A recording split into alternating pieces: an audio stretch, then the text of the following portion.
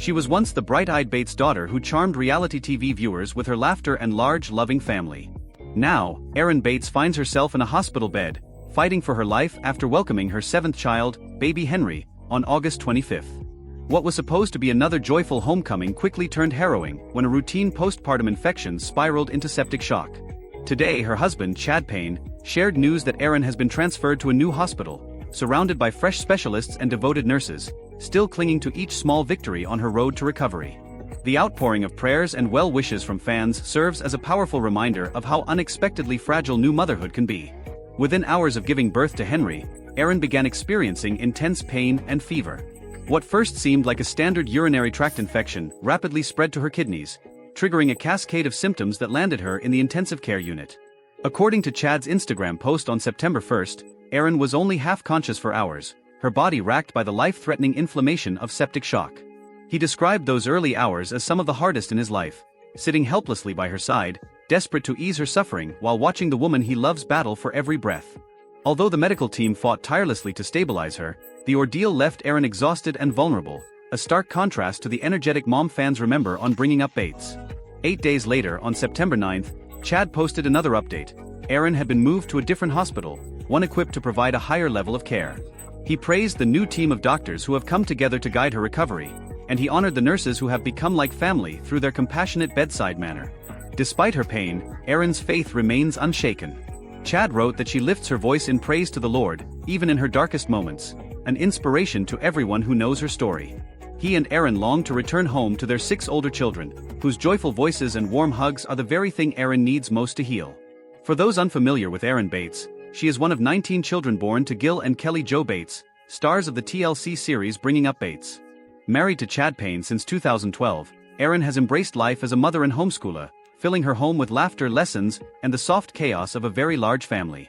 In many ways, her story embodies the blessings and risks of childbirth. Even in an age of modern medicine, serious postpartum infections like sepsis can strike without warning, especially when labor is prolonged or complicated. Postpartum sepsis occurs when an infection acquired during or after childbirth triggers a systemic inflammatory response. Although it is relatively rare, affecting roughly 1 in every 300 to 1,000 births in developed countries, it can escalate swiftly, leading to septic shock, organ failure, and even death if not treated immediately. Risk factors include prolonged labor, multiple vaginal exams, retained placental tissue, epidural anesthesia, and pre-existing urinary tract infections. In Erin's case, an unusually long and intense labor with Henry likely created a prime environment for bacteria to invade her urinary tract and ascend to her kidneys. Treatment for septic shock must begin within the first hour of recognition. Broad-spectrum intravenous antibiotics are administered to halt bacterial growth while aggressive fluid resuscitation works to stabilize blood pressure. If fluids alone cannot restore adequate circulation, vasopressors are introduced to prevent organ damage. Source control measures, like draining abscesses or removing retained tissue, may be necessary. Throughout this critical phase, patients often require continuous ICU monitoring and support for failing organs, whether through mechanical ventilation, dialysis, or both. Chad's Instagram reflections capture both the brutal reality of septic shock and the glimmers of hope Erin provides. Recovery is not fast or easy, he acknowledged, but we are deeply thankful for every small step forward. In the days since her transfer, Erin's condition has shown subtle but steady improvement. Slight reductions in inflammation markers, stable vital signs, and moments of alertness when she can grasp Chad's hand and whisper a prayer. Each milestone, no matter how small, is a cause for celebration. The reaction on social media has been overwhelming. Hundreds of followers have flooded her posts with prayers, heart emojis, and messages of encouragement. "Praying for healing for your beautiful wife," wrote one fan. "May the Lord heal Erin all the way," urged another.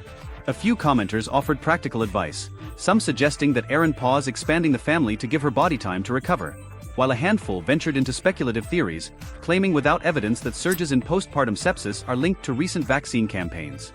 To the vast majority, however, Erin's story is simply a call to rally around a beloved mother in crisis. Transferring a critically ill patient like Erin to a new hospital is never undertaken lightly.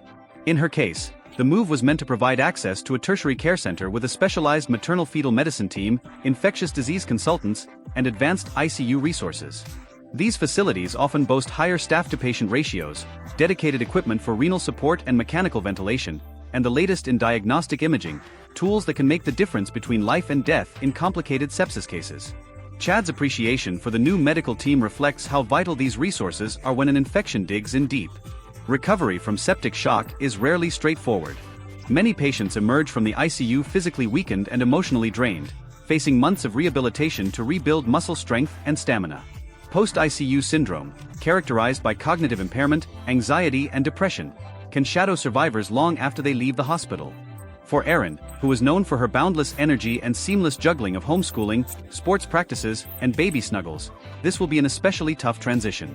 Future pregnancies, while not impossible, will require vigilant prenatal monitoring and early intervention at the first hint of infection. Her doctors will likely recommend frequent urine cultures, strict hygiene protocols, and possibly prophylactic antibiotics to safeguard against a repeat episode. While Erin fights for her health, Chad and their 6 older children are left to navigate a home without their mother's guiding hand.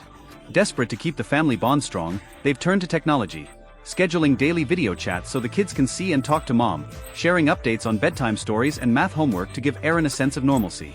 Meals and groceries are arriving through organized meal trains, ensuring that the children don't miss a homework assignment or a soccer practice simply because someone has to cook. Local friends and family have stepped in as drivers, tutors, and mentors, holding the fort until Erin returns. Beyond the practical support, the Payne family has embraced a spiritual lifeline, prayer chains that stretch across states and time zones. Churches in Virginia, Tennessee, and beyond have gathered to lift Erin's name in service, trusting in the power of shared faith to carry her through the darkest days. Whether or not you subscribe to the Bates family's steadfast religious convictions, this communal outpouring of hope is a testament to our shared humanity, the instinct to come together, to bear one another's burdens, and to believe in the possibility of miracles. Erin's story underscores an essential truth: even in 2023, medical complications during childbirth can catch us off guard. What begins as the most joyous moment of a mother's life can become a battle for survival in a matter of hours. Yet it also highlights the profound impact of a supportive network, a devoted spouse, compassionate medical teams, loyal friends, and thousands of prayerful strangers. Each prayer, each encouraging message, each meal delivered, and each hospital visit knits a safety net beneath Erin's weary body, giving her the strength to keep fighting. As we watch for updates, there are tangible ways to stand with the Payne family. Sending messages of encouragement on their social media pages is a simple yet heartening gesture. Organizing or donating to local meal train efforts helps feed a hungry, grieving family. For those who wish to go further, contributions to maternal health charities, organizations that promote early sepsis detection, fund hospital neonatal units, or support families through critical baby health emergencies, can create lasting impact for mothers everywhere. Right now, Erin Bates is still in the ICU, clinging to life one heartbeat at a time. But with every lab result that edges closer to normal, every moment her eyes open in recognition, and every whispered prayer she shares with Chad, hope grows. When she does finally return home, it will be not just a mother's triumph over overwhelming odds but a testament to the power of compassion, community, and faith. Until that day comes, we keep our prayers, our love, and our unwavering belief in her recovery firmly and prayerfully centered on this brave mom whose story reminds us that no one fights alone.